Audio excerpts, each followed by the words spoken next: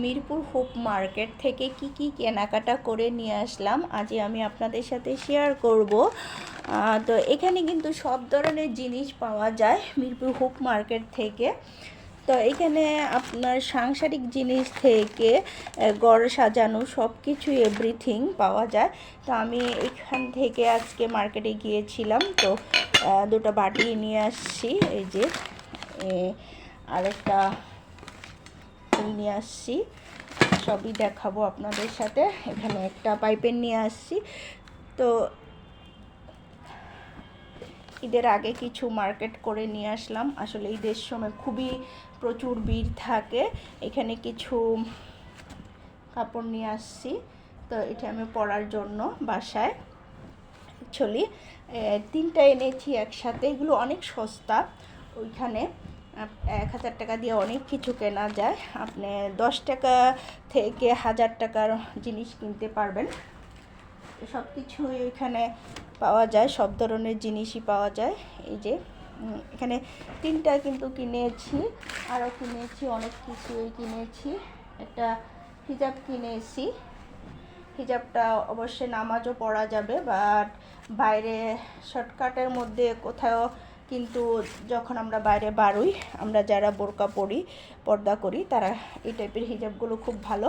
কারণ দেখা যায় একটু পাশের বাসায় যাব, বাট এরকম হিজাব থাকলে দেখা যায় জামার উপরে পরে যাওয়া যায়। এই হিজাবগুলো কিন্তু আমার কাছে খুব ভালো লাগে। তো এই হিজাবগুলো খুবই ভালো লাগে দেখা যায়। তো আমি একটা হিজাবও কিনে নিয়ে আসলাম। ওখানে হিজাবও পাওয়া যায়, সব ধরনের জিনিসই পাওয়া যায়। আর নিয়ে আসলাম, এখন গরম আসতেছে, তো কিছু গেঞ্জি নিয়ে আসছি বাসায় পরার জন্য।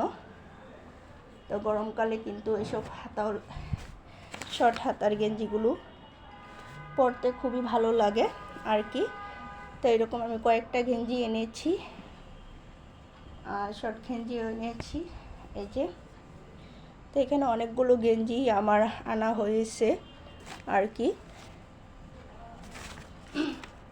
তো এখানে কিন্তু আপনাদের মার্কেটের ভিডিও আমি দেব, তো মার্কেটের ভিডিও আমি করেছি। তো এখানে সবই পাওয়া যায়, যা চাইবেন এভরিথিং, সাংসারিক জিনিসপত্র যা কিছু চাইবেন সবই পাওয়া যায়। তো আমি অনেকগুলো গেঞ্জি কিনে নিয়েছি, একটা গামছা নিয়ে এসেছি। তো সব কিছু মিলিয়ে গেঞ্জি এনেছি কয়টা, একটা, দুইটা, তিনটা, 4টে গেঞ্জি এনেছি, কেননা গরমকালে এগুলো পরা যায়। আর এখন আমার আসলে এগুলো খুবই দরকার লাগবে, তাই নিয়ে আসলাম। আর হিজাবটা তো দেখাইলাম, ওই হিজাবটা কিন্তু আমার কাছে অনেক অনেক ভালো লাগে এই টাইপের হিজাবগুলো পরতে। তো আমি অবশ্যই সুতি হিজাবগুলোই বেশি ব্যবহার করি। সুতি হিজাবগুলো নামাজ পড়ার জন্য সুবিধা হয়। আর সামনে রমজান তো আসলো, তো রমজানে কিন্তু আমি তাহাজ্জুদের তারাবি নামাজ পড়তে যাই মসজিদে। তো ওইখানে যেতে হলে কিন্তু বিশেষ করে হিজাব বোরকা লাগে। তো একটু বাইরে বের হয়ে তো মসজিদে যেতে হয়। তো ওইখানে দেখা যায় আপনার। তো আসসালামু আলাইকুম সকল বন্ধুরা, কেমন আছেন? আশা করি আল্লাহর রহমতে ভালো আছেন।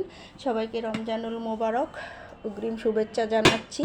আশা করি আল্লাহর রহমতে সবাই যেন সুস্থভাবে 30টা রোজা রাখতে পারে। 30টা রোজা, 30টা তারাবি নামাজ যেন সবাই আল্লাহ যেন কবুল করে, সবাইকে তৌফিক দেয়, সুস্থভাবে যেন সবাই রোজা রাখতে পারি আমরা। সবাই সবার জন্য অনেক অনেক দোয়া করবেন।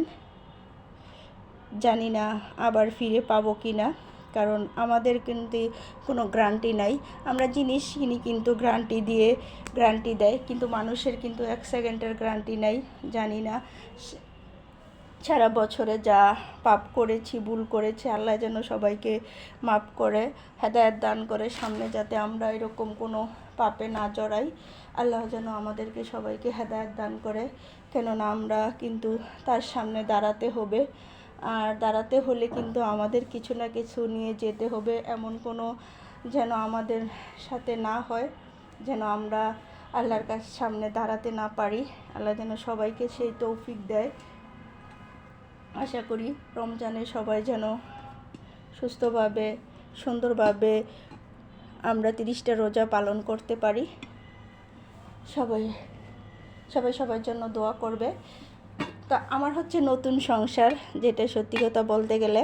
তা আমার নতুন সংসারে আমি কিন্তু টুকিটাকি জিনিসপত্র কিনতেছি আর কি।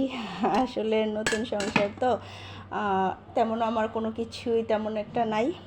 তো সব কিছুই আমার কেনা হচ্ছে, মানে মধ্যবিত্ত ফ্যামিলি বুঝে না, সব একসাথে হয়তো কেনা যায় না, অল্প অল্প করে কিনতে হয়। দেখা যায় আজকে আমি এগুলো কিনেছি, আবার দেখা যায় অন্য দিন আবার অন্য কিছু কিনবো। তো এভাবেই আর কি সংসারের জিনিসপত্র হয়তো যারা সংসার করে তারা হয়তো এইভাবেই জিনিস কিনে, যারা মধ্যবিত্ত ফ্যামিলি তারা হয়তো এইভাবেই কিনে আমার মনে হয়। তো আমিও ঠিক এইভাবে চেষ্টা করতেছি, কেননা দীর্ঘদিন শাশুড়ির সাথে ছিলাম, তো ওখানে আর সাংসারিক জিনিসপত্র কিন্তু লাগে নাই। তো যখন শাশুড়ি থেকে আলাদা হয়ে গেলাম, এখন তো নতুন সংসার, শাশুড়ি